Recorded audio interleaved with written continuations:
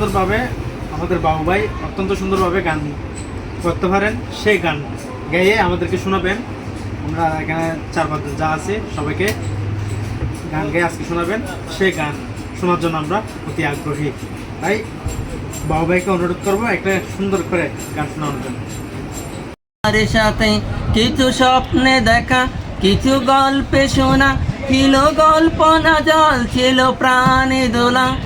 অনুরাগে ছোঁয়া রাঙিয়ে দিতে নিজেকে ওরাও দেখে চাইয়া আছি মন চেয়েছে আমি হারিয়ে যাব আমি তোমার সাথে।